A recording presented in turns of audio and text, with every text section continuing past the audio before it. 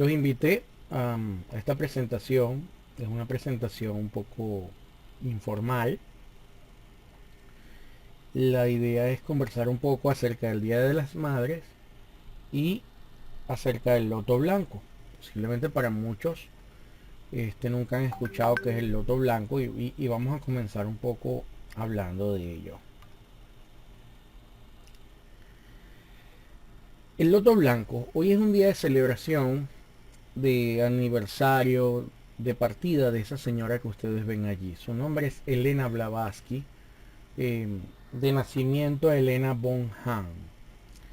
Elena Blavatsky fue una persona que se puede decir que hoy en día es un poco desconocida para el resto de la gente.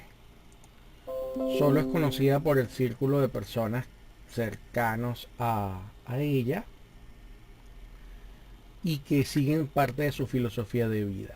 Aclaro, yo no soy parte de la institución a la cual ella fundó, la Sociedad Teosófica.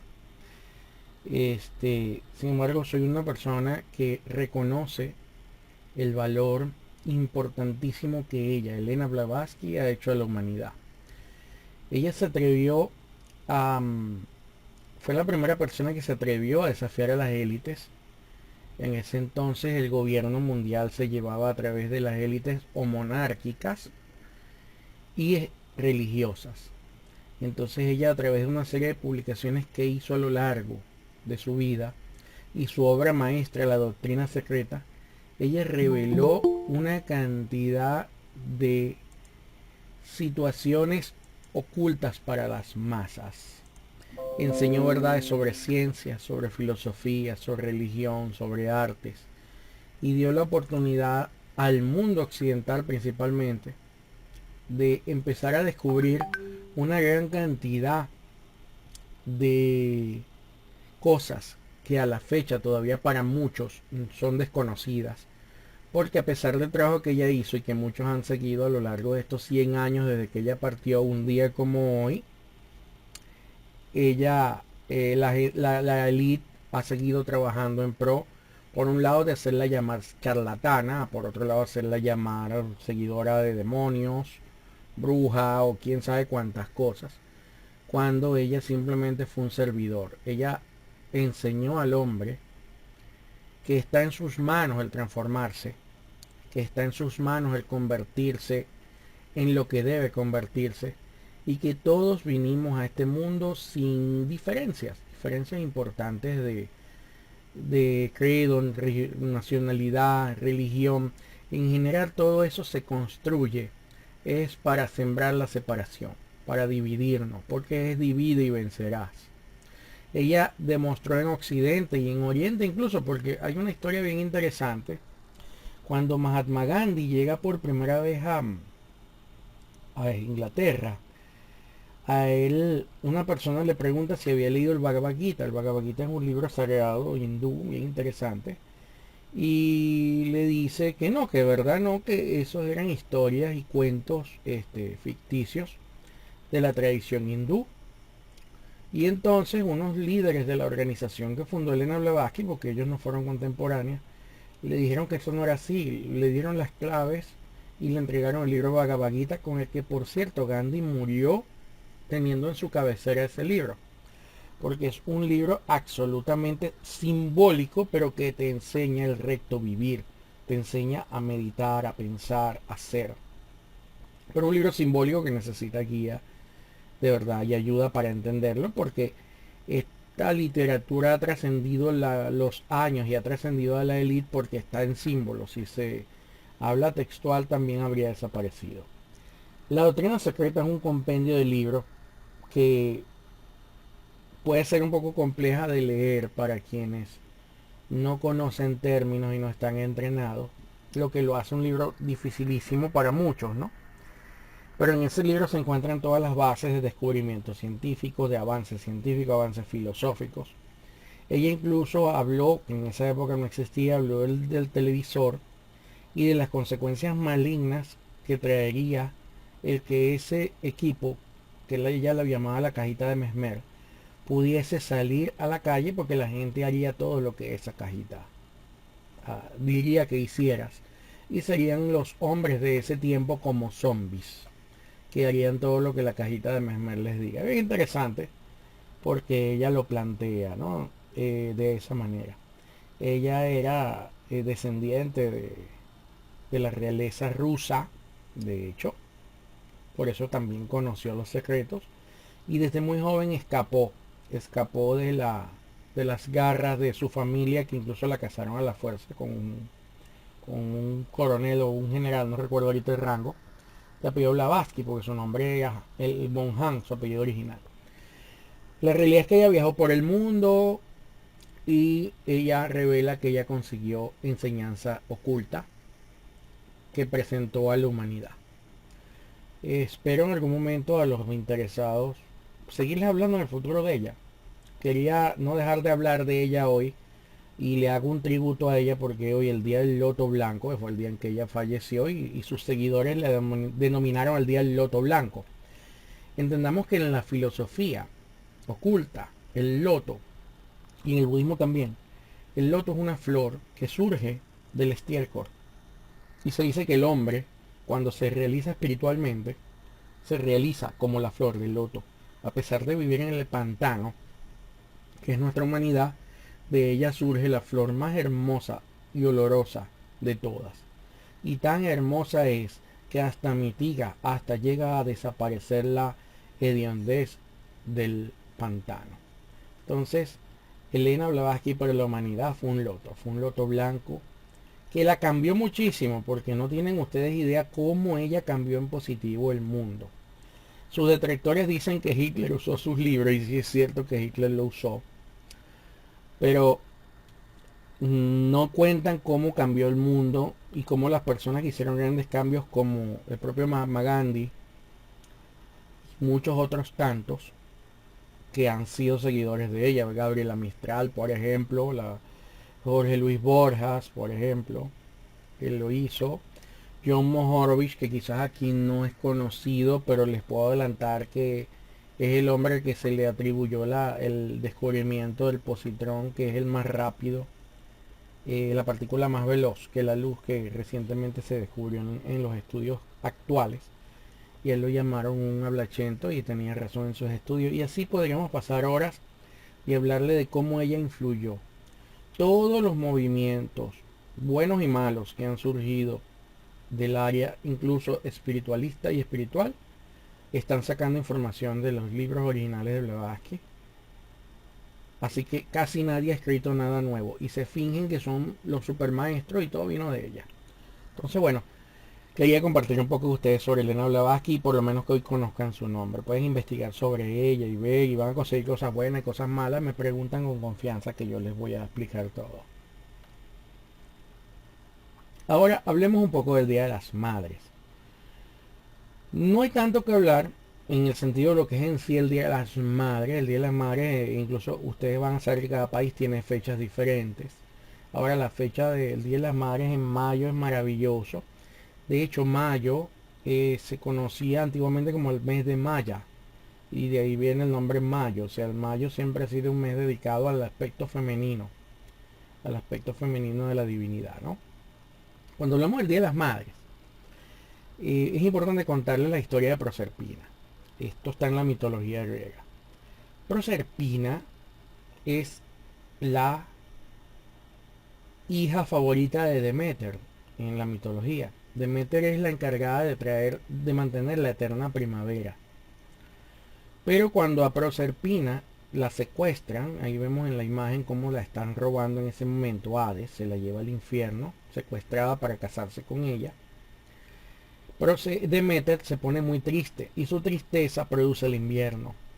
Entonces, si Deméter, la madre naturaleza, se mantenía triste, ella no florecería nada y todos morirían en la tierra. Entonces, entre ellos Hermes y otros dioses le plantean a Zeus, el esposo o el padre también de Proserpina, que le exija a Hades devuelva a Proserpina. Haciendo corta la historia, Zeus se lo exige y Hades dice: yo te voy a obedecer, pero ya ella probó la granada, le cuenta. Eso tiene un significado profundo que no vamos a ahondar ahora, a menos que salga una pregunta al respecto. Pero lo interesante es que decide que ella pase la mitad del tiempo con su madre y la otra mitad del tiempo con él, que ya es su esposo. Cuando esto se da, entonces se da el famoso recorrido de Proserpina que constituyen las 4 estaciones del planeta. Esto lo conversamos un poco en Navidad también. ¿Qué pasa? Para estas fechas llega Proserpina a su madre y ella florece todo. Esa es la historia. En este tiempo la madre florece todo y todo lo coloca bellísimo, y en donde hay estaciones todo revive, todo se pone hermoso, y ella simboliza a la madre naturaleza en cierta manera según los antiguos. Yo les he dicho en otras charlas, en la de Navidad se los dije, en la de enero también se los dije en otras charlas de esta índole, que los símbolos dentro de las mitologías son claves. Son secretos que están escondidos por sabios desde la antigüedad, porque tenemos este lío de estar ocultando las verdades desde hace mucho para que no las destruyan nuestros gobernantes que no quieren que el hombre se libere. Entonces, desde la antigüedad existió algo bien interesante que vamos a profundizar después, que era el culto a la Madre Divina. Y entonces mañana, Día de la Madre, realmente es el Día de la Madre Divina. Y toda mujer que ha tenido un bebé en sus entrañas es un aspecto de esa Madre Divina. Se le da un regalo a la Madre física, y se le da un regalo a la Madre Divina. Así lo practicaban los antiguos. Y así lo seguimos practicando hoy en día, solo que no sabemos por qué. Vamos a dar un pequeño repaso a un punto que para la gente que tiene pocos conocimientos y sin mucho dogmatismo y entrenamiento ciego, puede resultar conflictivo, pero para quien tiene estudios ha escuchado hablar del Atbamonas. Eso lo digo Atbamonas porque ese es el nombre que se le da en el judaísmo. Y es que la mayoría de la gente es cristiana. Sin embargo, el Atbamonas, para hablar de él, me encanta presentarlo como el yin y el yang, ¿no? Aunque sin embargo en la tradición católica es la hostia con la copa, donde la copa es la madre porque contiene un espacio, un abismo abierto, como dice el Génesis, y la hostia es el padre en ese simbolismo. Acá no, acá tenemos dos aspectos completamente iguales en el yin y el yang, donde uno es femenino y otro es masculino. Señores, Dios es padre, madre. Dios no es un padre. Dios es padre y es madre, y puede tener aspectos como padre y puede tener aspectos como madre.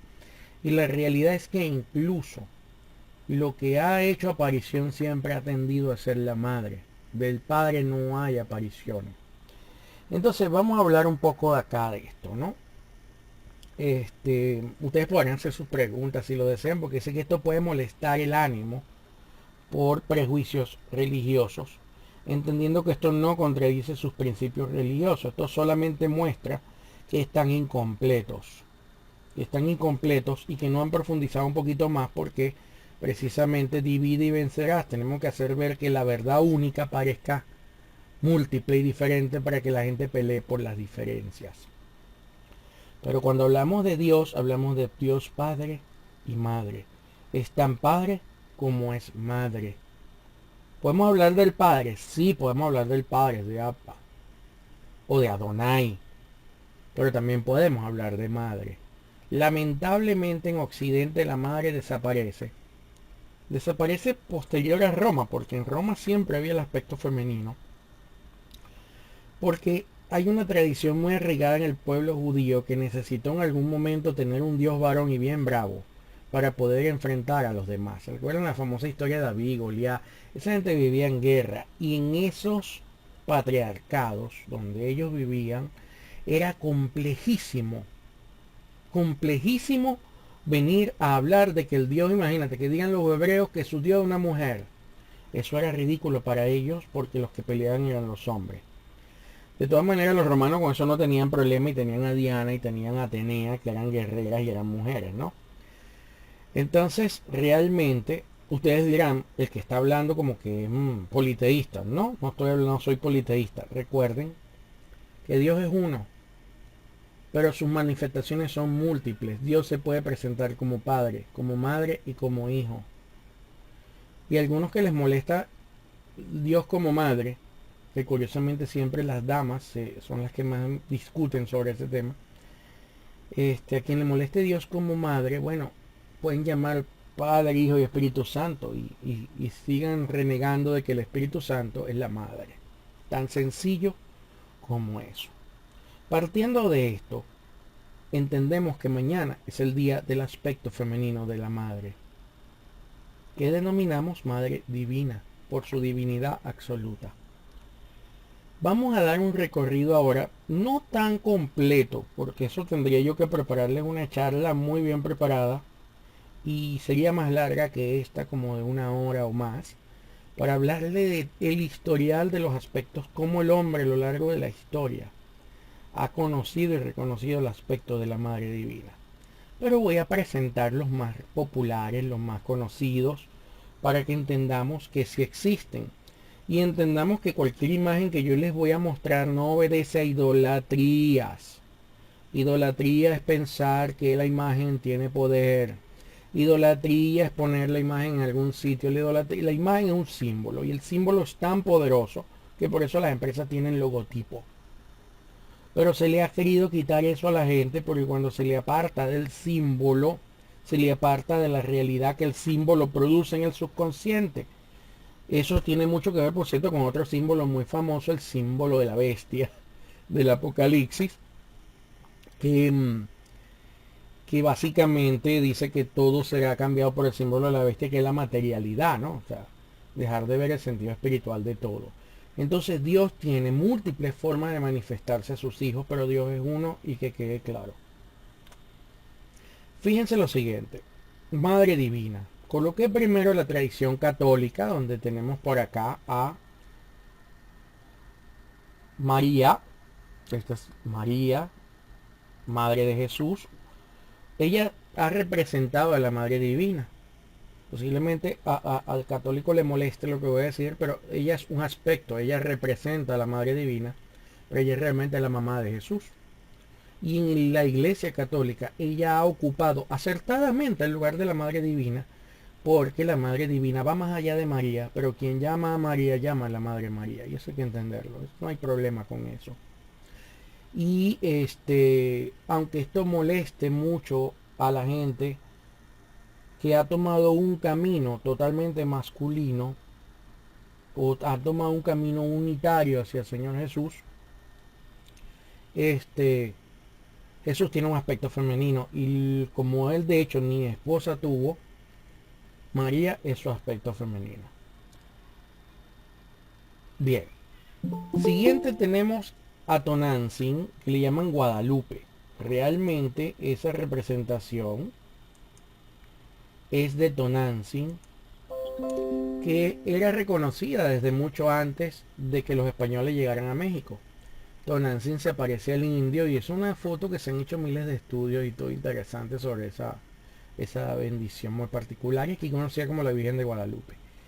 Tenemos también entonces ahora a Inmaculata Concepción. Lo interesante es que ella no es María tampoco, esa se llama Inmaculata.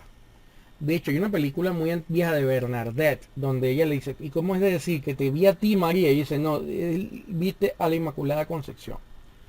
Entonces, todo lo que la Iglesia Católica maneja como apariciones marianas, realmente son apariciones de la Madre Divina, de la Madre Divina como tal. Y esas son algunas de las iconografías aceptadas en Occidente, específicamente por los católicos.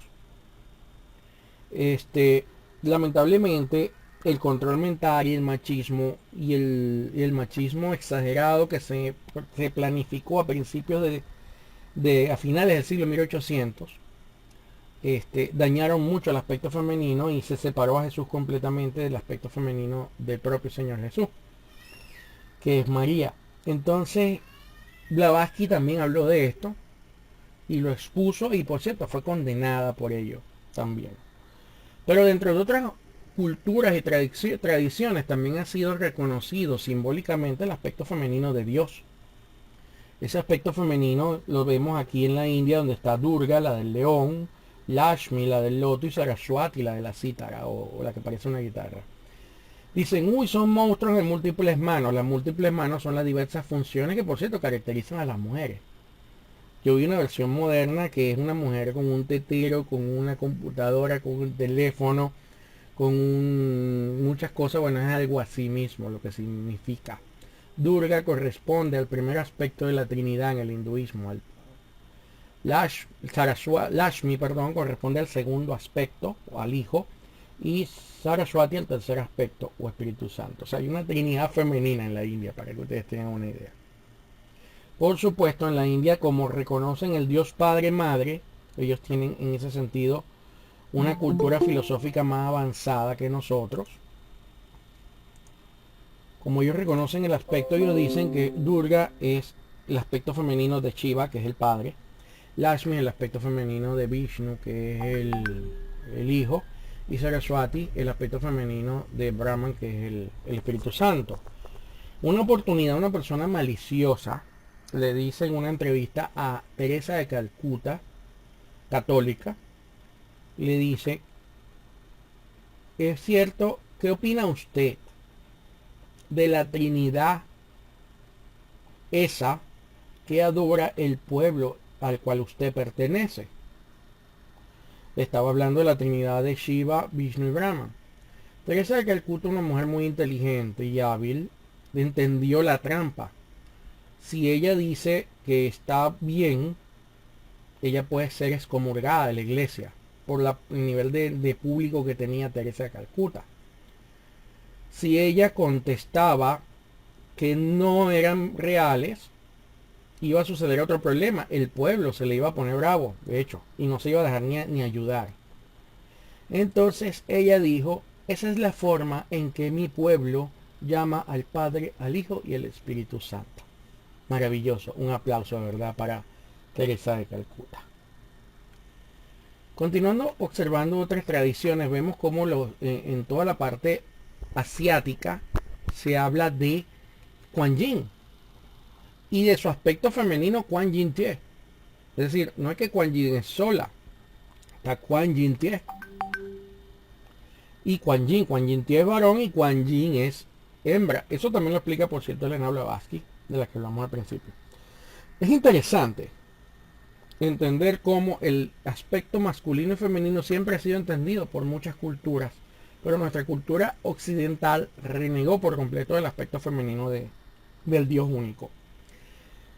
Vemos como los griegos hablaban de Core, que de alguna forma u otra, también por los egipcios, Core era conocida como la madre del espacio, los egipcios cósmicos, los egipcios concebían que este universo era el vientre de la madre divina Core. Pero los egipcios también seguían a madre Isis, era como decir una madre menor porque era la esposa de Osiris, los primeros que enseñaron sobre las verdades espirituales en el mundo, ¿no?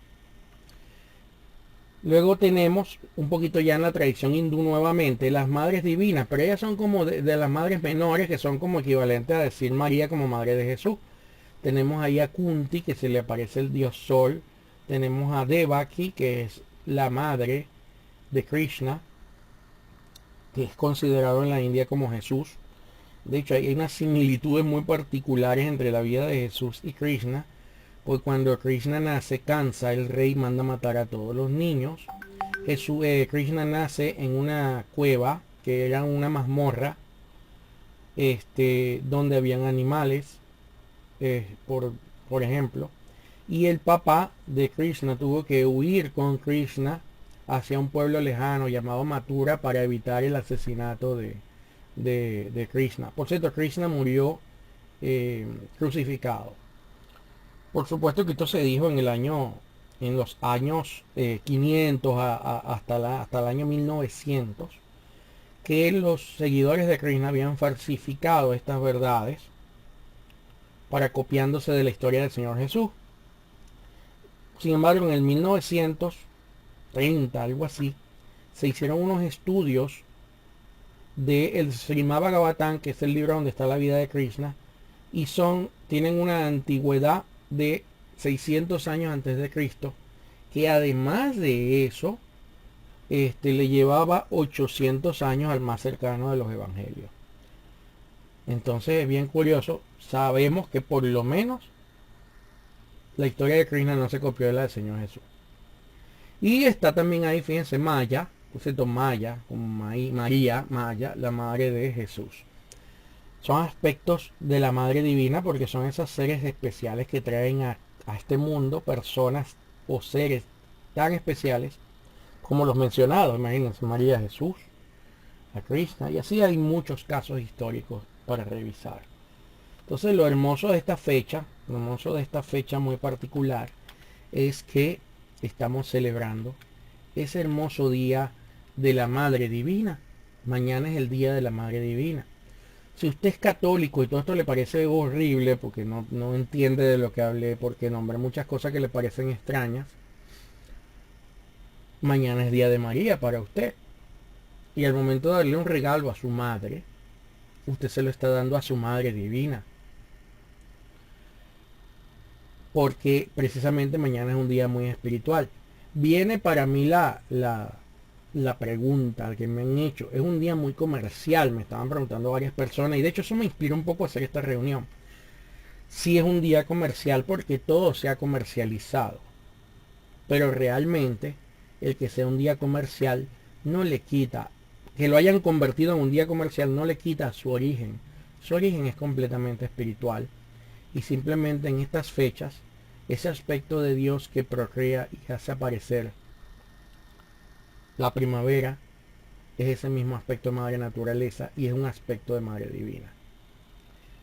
A la gente que le chocan el tema es porque lamentablemente han sido conformados y educados en creer en un Dios antropomórfico. Pensar que Dios tiene una forma, es un tipo sentado en una nube, eso no es la realidad de Dios. En algún momento vamos a dictar una reunión como esta y vamos a hablar un poquito de la creación del universo, y hablar un poquito de lo que es Dios. Pero son temas de que de verdad, si este es suave, si este les pareció duro, no se imaginen lo demás. Y la realidad es que no le quiero imponer a nadie nada, sino expresarles lo que hay detrás de las filosofías. Entiendan que sea cual sea la religión que ustedes tienen, solo les han dejado ver lo que la élite permite que se vea, dentro del principio divisorio y separativo de muchas cosas. Y mientras más divididos, aún mejor. Si hay preguntas, hasta acá llega la presentación. Si hay preguntas, este es el momento de hacerlas. Acá los tengo, déjame verificar. Bien, Joan Mata dice, ¿y Hitler usó sus libros negativamente? Perfecto, vamos a contestar sobre eso sobre Blavatsky. Sí, Hitler utilizó porque realmente hay una cantidad de información que cuando tú la recibes y la utilizas es como el cuchillo. Un cuchillo sirve para matar a una persona o un animal, sirve para cocinar, sirve para cortar una verdura, sirve para podar, pero también en su forma sofisticada de bisturí sirve para salvar una vida.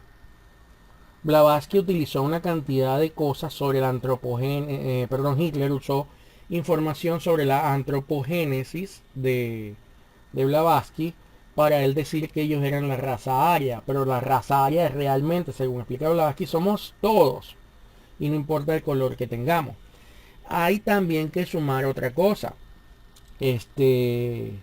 También a Hitler se le pinta aún peor de lo que es. No que fue bueno, no fue bueno, pero también se le ha puesto a hacer ver como peor de lo que él es. Y vemos los campos de concentración de Hitler e ignoramos los campos de concentración que existen hoy en día, que son muchísimos. Hay unos documentales en Netflix incluso, y hasta fuera de Netflix, sobre Hitler, donde ustedes ven cómo él utiliza ceremoniales con movimiento en vivo y llamas de fuego. Todo eso él lo sacó de la doctrina, porque la doctrina explica el poder del símbolo, el poder de la ceremonia y todo ese tipo de cosas. Entonces, él utilizó algo que le permitió crear una hipnosis colectiva. No está explicado así en los libros de Blavatsky, pero obviamente él sacó mucha información que le sirvió de base para muchas cosas que hizo. ¿Alguna otra pregunta?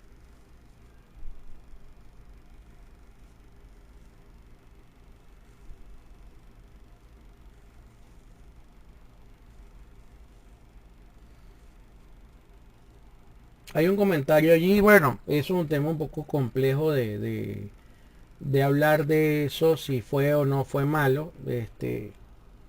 Hay gente que dice que fue bueno, incluso hay la gente de 8 dice que Hitler fue bueno, por decirles un ejemplo. De todas maneras, no quiero entrar en esos dilemas. Solo quiero decir que se utilizó el símbolo y de verdad que indiferentemente de lo indiferente, el desastre de la Segunda Guerra Mundial es muy visible y hubo muchos responsables. Como hoy en día el desastre de los campos de concentración que existen todavía, muchos de ustedes quizás ni lo saben, pero existen. O sea, Gaza es un gueto y es importante tenerlo presente. ¿Alguna otra pregunta?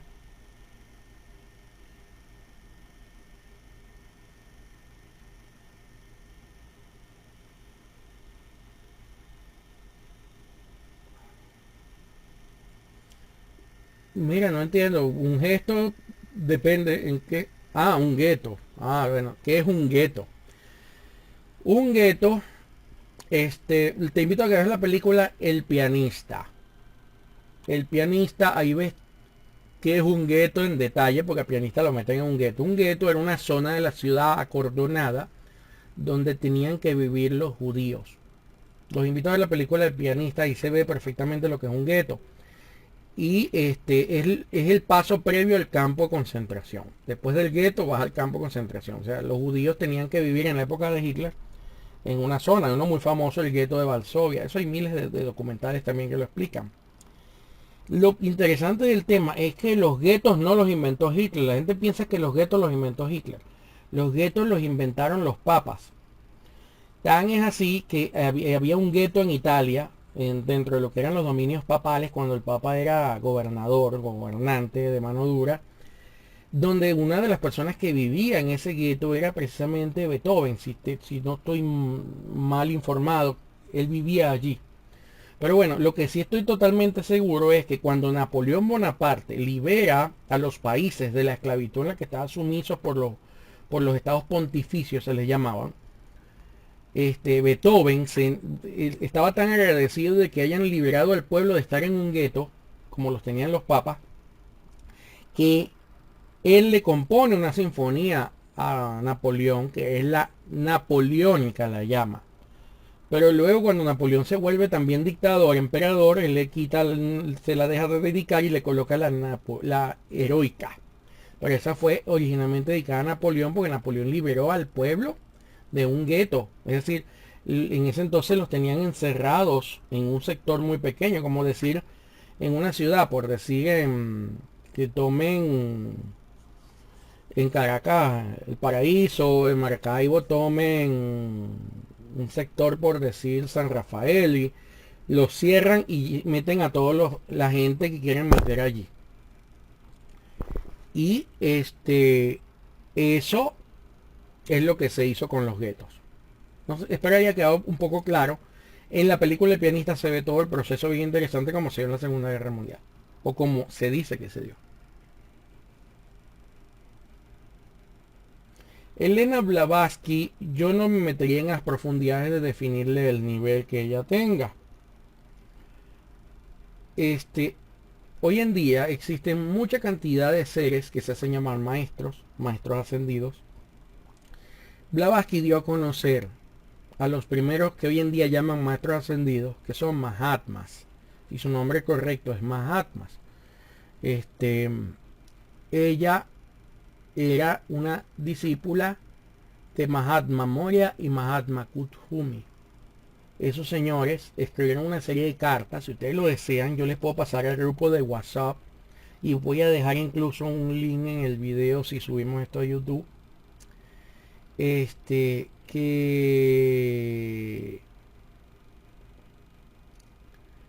no. Estoy viendo otra pregunta. No, decir que fue como Connie Méndez, no. Estás comparando a la mujer más grande de la historia de la filosofía con una señora que publicó libros entre sus amigas en Caracas. Con mucho respeto. No hay una comparación. Elena Blavatsky era un discípulo avanzadísimo de estos señores. Connie Méndez hizo otras cosas. que no vienen en este momento al caso. Con todo respeto a Connie Méndez, tiene libros bien interesantes.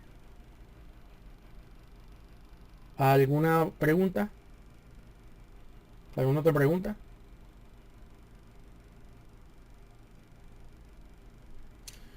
HPV era otro nivel. Si mueve Connie Méndez merece su mérito también. Connie Méndez, me están preguntando de ella. Importante aclarar, yo no soy de la metafísica. Ella practica, ella se atrevió a hacer una cosa interesante en su época.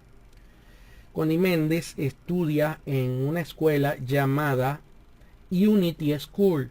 Unity School fue fundada por Charles Fillmore, discípulo de Elena Blavatsky. Y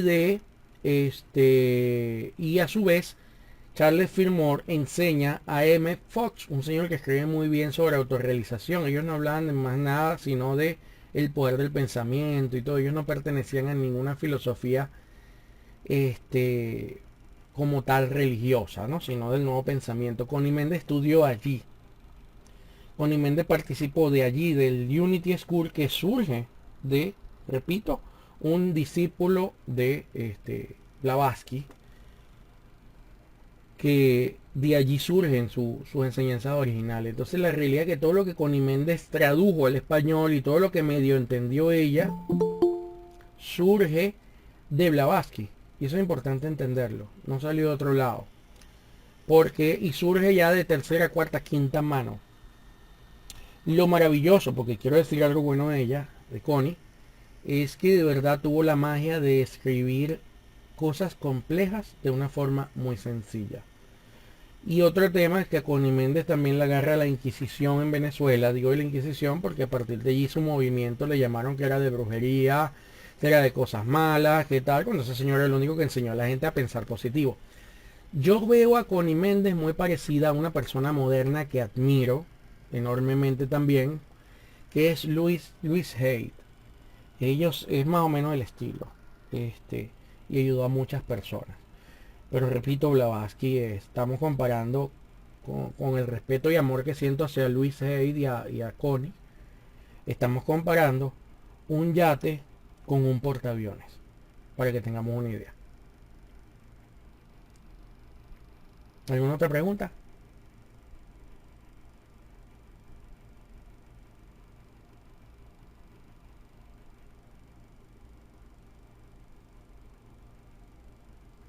Parece que no hay más preguntas. Hoy estamos un poco más informales.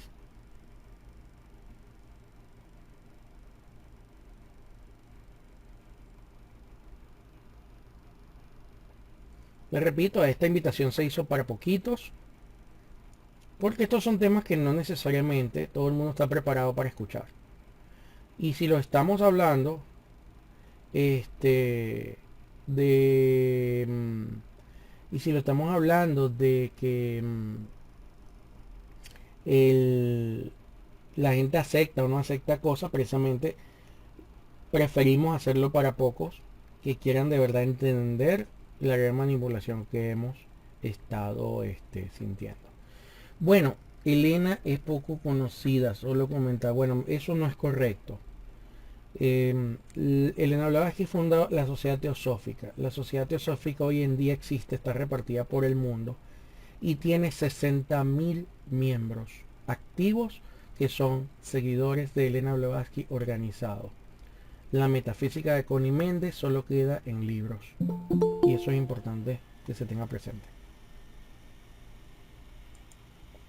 Rubén Cedeño, uno de sus discípulos, tiene algo, pero bueno, él lo ha convertido un poco en otras cosas también.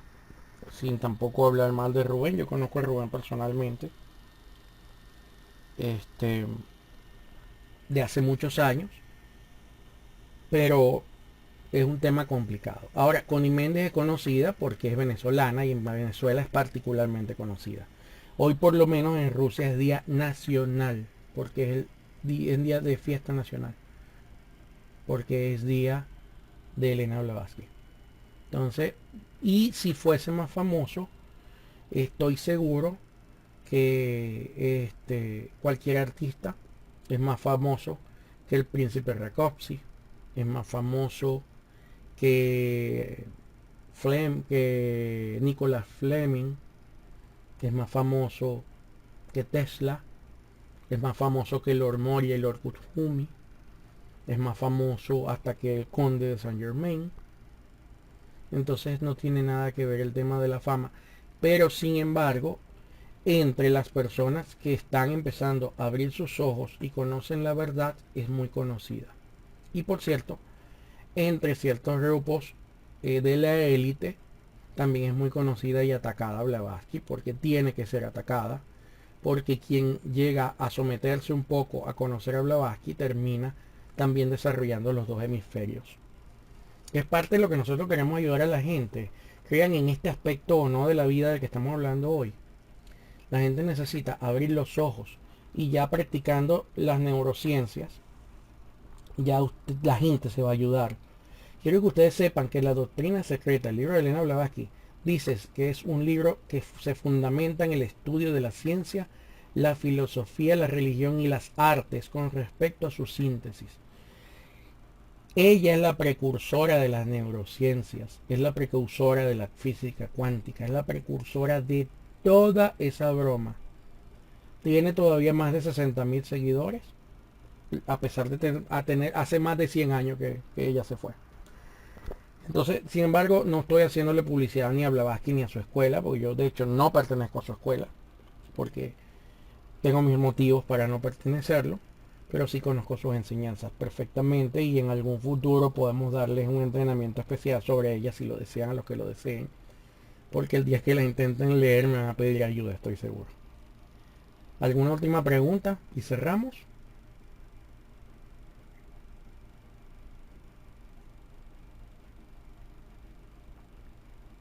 A veces puedo ser un poquito fuerte porque quiero que se entiendan cosas.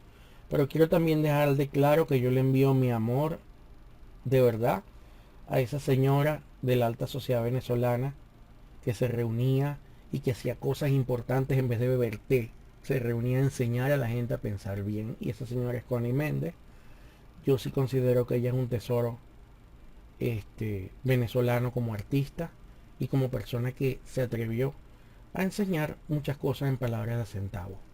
Así que tengo que hacer esa salvedad porque creo que fui un poco rudo con mi forma de comentar. Que a mí me gustaría saber más sobre Elena. Bueno, seguramente seguiremos hablando más sobre ella y sobre su, sus enseñanzas. Sin embargo, entiendan que cada vez que aprenden neurociencias, cada vez que aprenden PNL, cada vez que aprenden todo ese tema, ustedes ya están siguiendo la enseñanza de ella, de Elena Blavatsky. Y Connie Méndez de alguna forma u otra presentó en palabritas a centavo una pequeñita porción de las cosas de las que Elena Blavatsky enseñó. Pero es bastante para la época que la hizo también y como lo hizo también. Todo suma. ¿Alguna otra pregunta?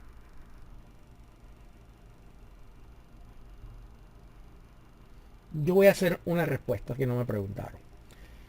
Ustedes podrían pensar, ¿este es metafísico? No, yo no. ¿Este es teósofo por Elena? No. ¿Es budista? Porque pues no. Yo soy bautizado católico. Amo fervientemente al Señor Jesús.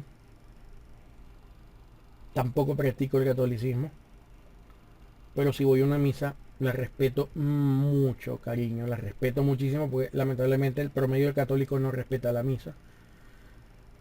Muchos sí, pero muchos no. Y yo respeto mucho esos procesos. Lo considero que en una iglesia católica hay muchas cosas positivas. Y eso lo dejo por delante claro. Y el budismo también.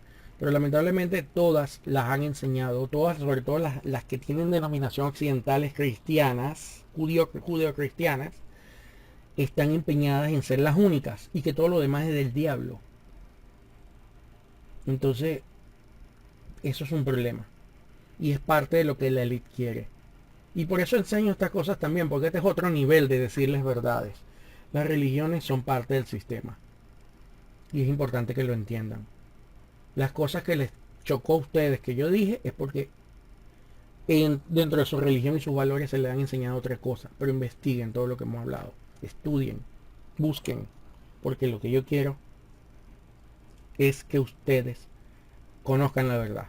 Y como dijo el gran Señor Jesús, conoced la verdad y ella os hará libre.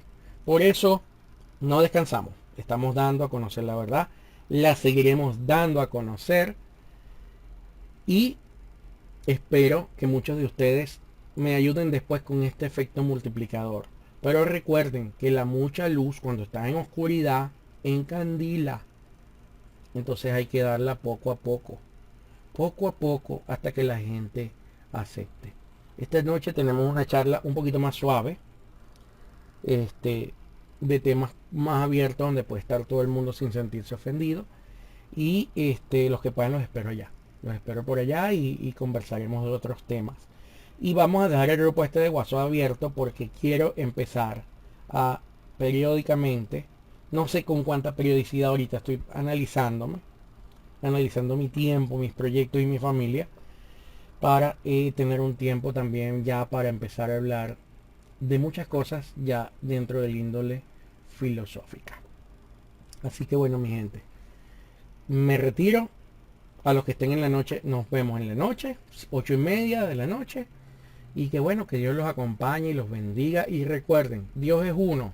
Y si les parece que me estoy contradiciendo, sigan asistiendo a las charlas que poco a poco van a ir entendiéndome.